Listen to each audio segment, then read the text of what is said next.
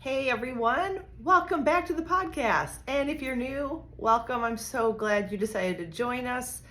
It is good to be back. Last week I took off family time and completely did a detox from social media, which was fabulous. And I am back and ready to rock and roll. I've had a couple weeks to think about this week's podcast. And, I started thinking about the things I was doing, time I was spending with my family and the new adventures we were taking. And that's kind of where this podcast kind of came from. So my question to you this week is, if you had a chance to do it all over again, to start fresh, to have a new chapter in your life begin, what types of things would you do with that time? If you were given a second chance, a new lease on life kind of a thing. It's kind of one of those, like for some of you, it may be a near-death experience. Now, it wasn't for me for my amputation, but it was a choice that I made over 4 years ago. And, I have to say that, a lot of the things that we talk about in this podcast actually go towards like the mental aspect of being an amputee.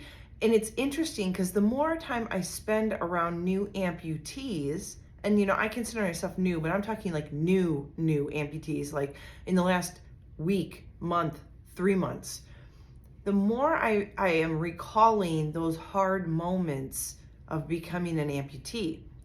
And ironically, what I have realized was the thing that most normal people with 2 arms, 2 legs think about is that the amputation has to be so scary and the worst part you'd ever have to get through.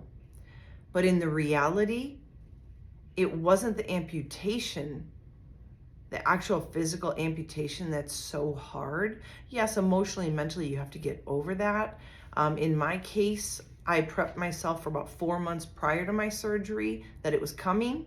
And it was filled like a roller coaster. It was filled with ups and downs and hard emotions and things I had to address internally and externally. But really, the journey of becoming an amputee, that's just the very tip of the iceberg.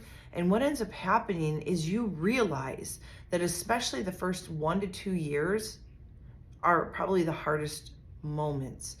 Everything is brand new. Everything is off about you. Nothing seems to feel right. Nothing fits right. Your brain doesn't know what to do. Your nerves are confused. And then your emotions and your mental state are all over the board, let alone your physical state, because for most people, you're not up and at 'em as soon as you become an amputee. Once you heal, that's a whole nother thing you have to get through. After you heal, you have to now start getting fitted. You have to deal with insurance companies. You have to go to your prosthetist several times a week.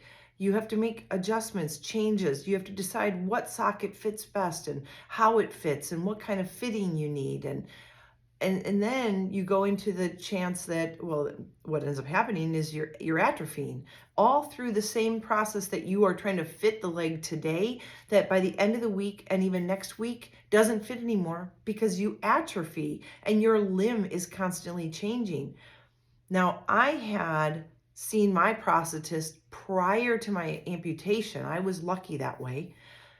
And I was given the reality dose of, just so you understand, there's going to be lots of changes. And for 2 years, maybe even 3 years, your leg and your socket are going to be constantly fighting with each other and battling. Even if we get the right fit today, next week it may not fit. Even the end of the day, it may not fit very well. And we make adjustments. So you become very familiar with your prosthetist right away. So now my question then, going back to what would you do if you had a new lease on life, or if a new chapter started, or for some of you, it's a brand new book, right? I can't speak, and I always say this, when I talk on my podcast, I am going to speak to my personality, my journey, and my goals and desires. You can take little bits of it and use it for yourself. And you can sit there and say, well, she's got it easy, because I don't know what it's like to be a double amputee. I don't know what it's like to have an accident that someone's to blame for you becoming an amputee. I don't know the journey of a cancer patient who has to make the decision to lose a limb. I don't, and I will never ever speak to that, I promise. But for me, I want you to get a glimpse into my thinking. And here's how mine went. Once I came to the realization that I had nothing else in my life that I could do with my knee, and then the blood clot, which scared me to death, thinking I could die on an airplane in front of my family.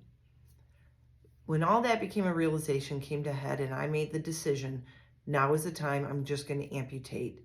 And it wasn't a decision that I came lightly to. I couldn't even say the word amputation at the beginning. But once I started talking to more people, doctors, prosthetists, PTs, things like that, and then even some peers that were amputees, and got a grip on what life would be like as an amputee, I then had to deal with the emotional aspect and the fears of long term. So when you become an amputee, everybody always worries about that moment, right? You go into the hospital, you go under, and you wake up and it's gone. That used to be my biggest fear. I wasn't sure how my body would handle waking up from anesthesia to see a missing leg. So my biggest concern in the moment was, will I go into shock? Will I freak out? Will I not be able to handle it? That was immediate. But once I woke up, once I realized that was what scared me, and I talked about it, that I was able to put to rest. And I woke up, out of all the surgeries I had, which I think were 11 in 5 years, counting that one, that was the best I ever came out of anesthesia and the happiest I had been for what I went through. So I handled it, right? I got through that part. But then the next step became, now what? And those are the things that actually, right prior to the surgery, that scared me the most was, what about when I'm, here I am, just barely touching 50, was just 2 years shy of being 50. What would I going to be like as an amputee at 80? Right now I'm like running around in crutches and I can handle all that. I can stand on one leg, things like that I can do right now. But what if when I'm 80, what if my grandkids that I don't have yet, but I was thinking future, what happens if they're scared of me? What happens if it's ugly? What happens if it goes wrong? And with all the surgeries I had and all the scar tissue I had, my biggest fear was actually, what if I can't handle a prosthetic being on my leg? What happens if the scar tissue makes it painful just to have something touching it? So I went through all of those emotions right prior to the surgery. But when the surgery happened and I woke up feeling good and I realized my life hadn't ended and I had to figure out my new balance, because you are totally off when you lose about 10 pounds of leg. Now what? And that's when I said to people, goal setting is going to help save you. But this is when you get to also rejoice in the fact. I was rejoicing because that old me that sat for 5 years in surgery after surgery, PT week after week after week, for 5 years, I never stopped. Now that's all gone. This is a new leaf I'm turning over. And I thought, oh my gosh, what can I do? What can I try? And all of a sudden I realized something that could be really traumatic and really kind of try to take me out in life actually gave me a brand new lease on life. And all of a sudden, the next thing I know, I couldn't wait to see what I was capable of. It was kind of like gaining a superpower versus feeling like a disability. Like, I realized that most people would think I couldn't do anything. So what can I do to prove them wrong and make people go, holy cow? I'm very competitive, as you might as well guessed. And I couldn't wait to prove anybody wrong about amputees. Like, if they think I couldn't do it, I'm going to do it. I'm not going to complain. I'm not going to cry about it. What's done is done. Time to move forward. And I'll tell you what, my first year, instead of sitting back and worrying about the fit and having to be at the prosthetist office sometimes 3 times in 1 week, I started going, let's hit a goal, let's hit a goal, let's hit a goal. And I had probably a dozen different goals in my first year, the hardest year for an amputee because there's so much change. Number one, you don't have your limbs, so you got to find your balance. 2, you have to strengthen up your core and your good leg and your good knee.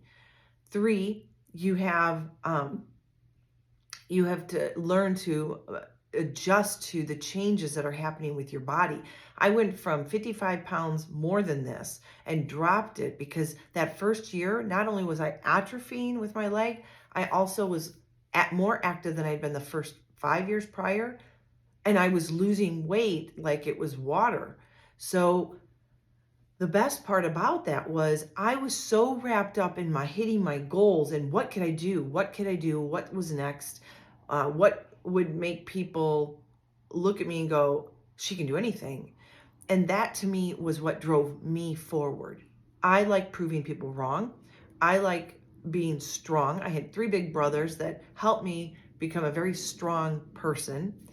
And my family has supported every crazy idea I've had, from literally sled hockey a month, not even after my surgery. I still had staples in my leg when I got on my first sled hockey and started thrashing around on the ice and hitting people, to not even 4 months out, and I hadn't even had my prosthetic, out on the ski slopes at the top of a mountain with my family, which brought me to tears because I never thought I would see the top of a ski mountain with my family ever again while I was on skis. To not even 1 year out, surfing for the first time, and then just over a year completing a 10K while helping St. Jude. That was just the big things, the big ticket items I did in 12 months after surgery. So for me, I got to redefine who I was.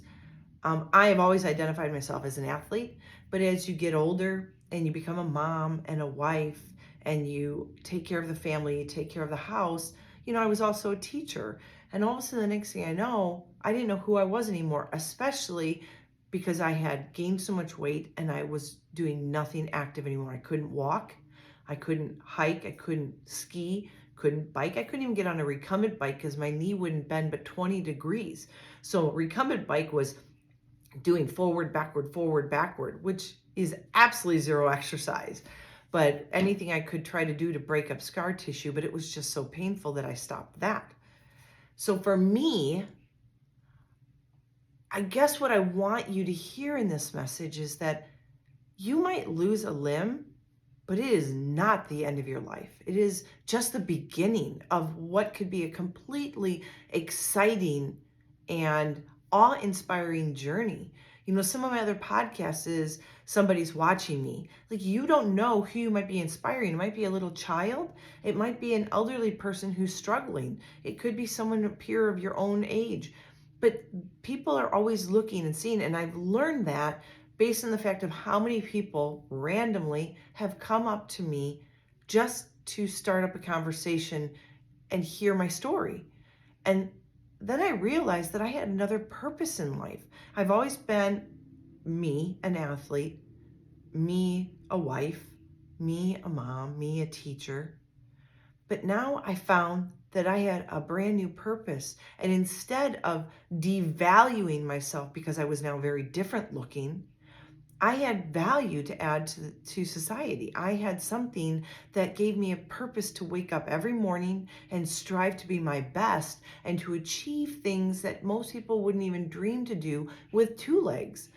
And that is where all of a sudden me wanting to do personal training and talks and getting back in the gym so that I can meet people and they can see that amputees are just like them, trying to make a life of themselves, because it isn't the end of the world. It is just the beginning of a brand new, exciting life. It's a new chapter, or like I said, for some of you, maybe it's a brand new book. Maybe this puts you over an edge because of something you've been dealing with. Maybe it was medical, diabetes, or cancer. Maybe it was an accident. Well, you know what? There is that age-old saying of making lemonade from lemons. Why not? Like, what is stopping you from being the best you at this moment in your life? This is the path that has been chosen for you. This is the path you were meant to take. Whether you like it or not, it is where you're at, and nothing's going to change that. It is now time for you to adjust to your new norm. And when you do that, your mindset changes. And when your mindset changes, your emotions change. And when those emotions change and rise, you rise. And all of a sudden you realize all the things that you can do versus, great, now I can't. I didn't know if I'd ever ski again, but I was so hell bent to get on the slopes again that I still, to this day, when I go out, which we only go several times a year, when I get on the slopes every time we go out, now it's been 4 years, I still get so nervous I want to throw up because I know snow is slippery and I'm on one ski and it's exhausting and it takes all my energy. But you could also do a mono ski where you're sitting down and lower to the ground. You don't have to be. But I told myself I wanted to look like I was skiing the way I would learn to ski. And that was standing up, poles in hand, and a ski on my foot. And so that was my goal. That is my goal. That is where I wanted to be. That's how tough I wanted to be. And that's how tough I wanted to make my life, because I figured if I could do that, then I would be able to do anything. Because getting out on ice on one ski, snow and ice, it is around lots of people flying past you. It takes, control and balance and definite focus. There is no looking back and going, oh, look, you focus, because you got to listen to the people coming by you and everything. But what I really want you to see, though, is that we make our own destiny. Whatever has happened to you, however you got to the place you are right now, is done. You're there. Okay? If you lost your leg for one reason or another, there's no going back. It's not growing back. They're not going to put it on you again. You are where you're at. You can decide to make lemonade, or you can decide to bite into a big old juicy lemon. And that will determine the next path you take and who you take it with. Because you know what? Our support system is there for us for the hard days. And there are hard days. Please don't mistake everything that I've been able to do and what you see right here, right now as, oh, this is easy.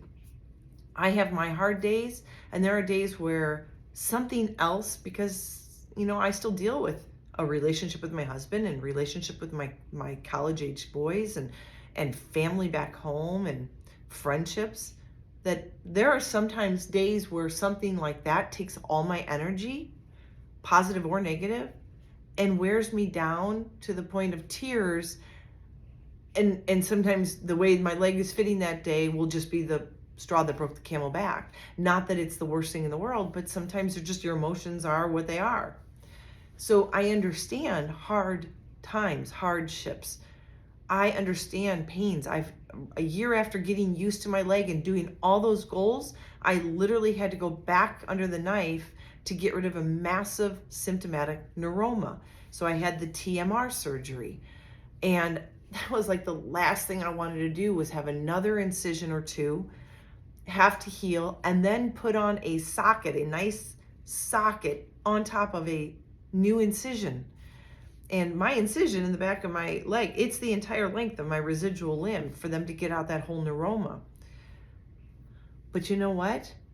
In the scheme of time, those 4 or 5 weeks out of my leg are nothing compared to the 4 years I have enjoyed being in my prosthetic, for the good and the bad of it, but for all that I've accomplished. And quite frankly, for all the people that I've got to meet and who have said hi to me or filled my bucket up because they saw something they thought was spectacular, and now I take it as second nature because I don't consider myself handicapped. It still fills my bucket when someone will say, you inspired me to do this. And you know what? That will sail me through the next day, 2 days, even a week, depending on who I heard it from and what their story was. We have a way of now having a platform to get out there and be a positive image for people with disabilities, people with handicaps. And the sky's the limit. It really is. With the prosthetics today and the medical teams and the medical field, the way they've just boomed with everything they can do, there really isn't anything we can't do. You know, I mean, even prosthetics are becoming waterproof.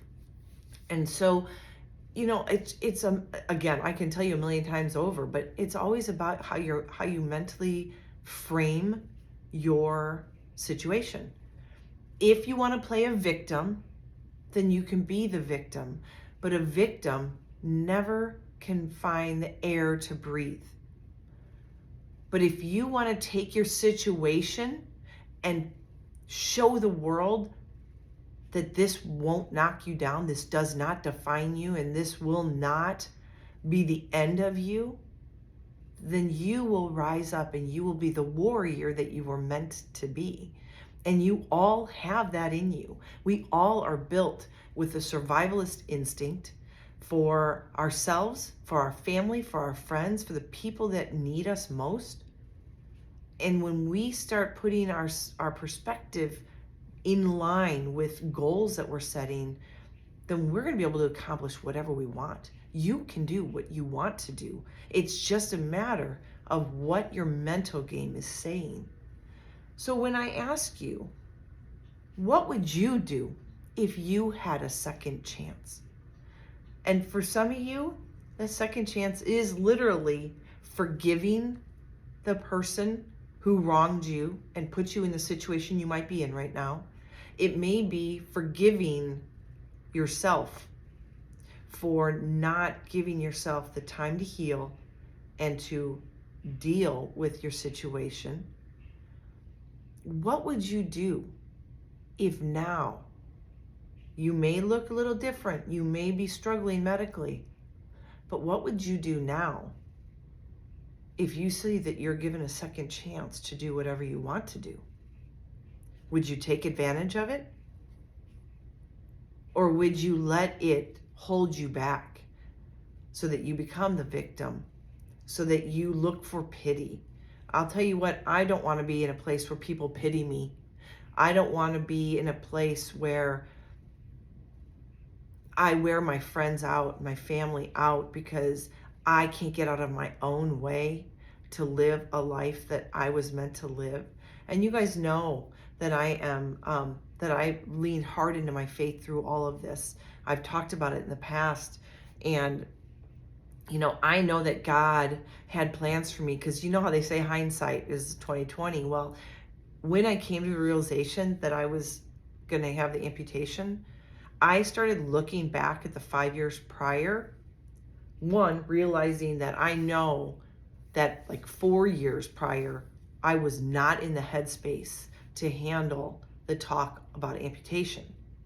But as I went through and I exhausted myself and gave everything I had to healing, to finding a cure, to finding a way to fix me, to get back on the saddle kind of a thing, there were signs along the way, people who entered my life, talks that I had with others, and pastors that were there for me, that I realized this was God prepping me emotionally and mentally to handle the moment when I came to my own realization that I was ready.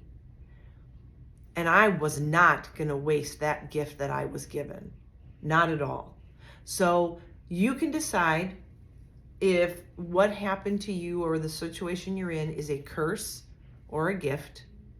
And I know that seems really warped. And like I said, I don't know your situation, but I guarantee that every situation can find a silver lining, and you can choose if you want to make something that was tragic into a gift, a way to start over, to have a new lease on life, to feel reborn, whatever it is.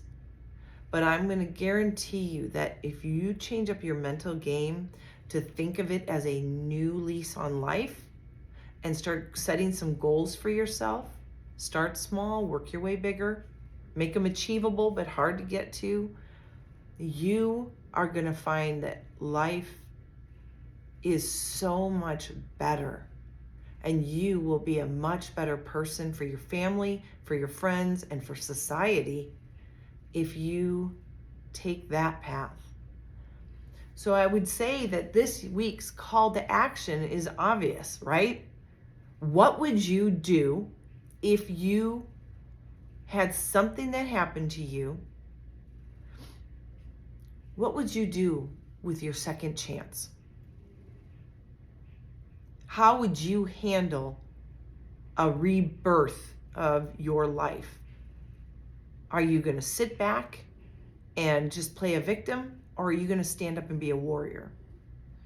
So obviously, the reason this podcast is Be a Warrior is because I want you to unleash that warrior within you. I say at the beginning of every episode, it's time to unleash the warrior. Don't sit back and play victim. That's not going to get you anywhere, and you aren't going to feel better about yourself for being a victim and playing the pity card and being sad and angry all the time. You need to let it go, and you need to find help. If you can't let it go on your own, you find help. There is nothing wrong with talking to someone about it, finding a counselor or someone that deals with this. If you are struggling with forgiveness and getting over something that has been tragic in your life.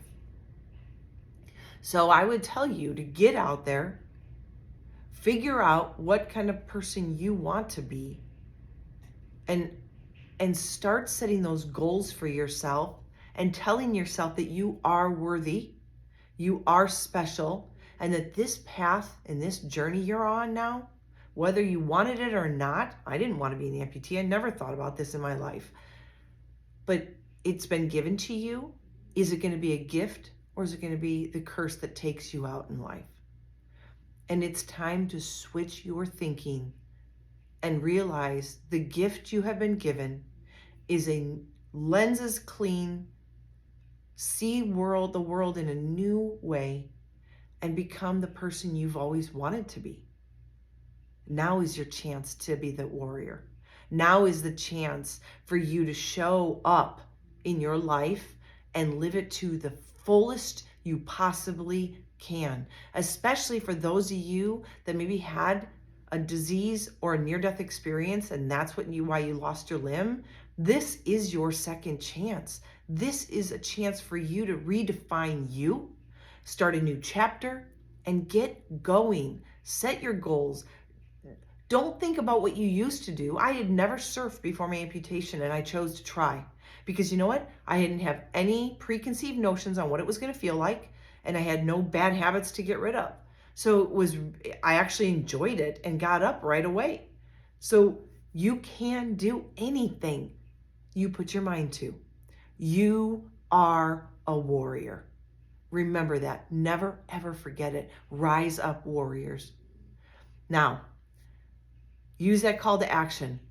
Spend the next 7 days until next week thinking about what kind of person you want to be, a victim or a warrior, and what it's going to take, because I'm hoping you'll pick warrior. What's it going to take for you to become that warrior? What steps? And start tackling them. You deserve it.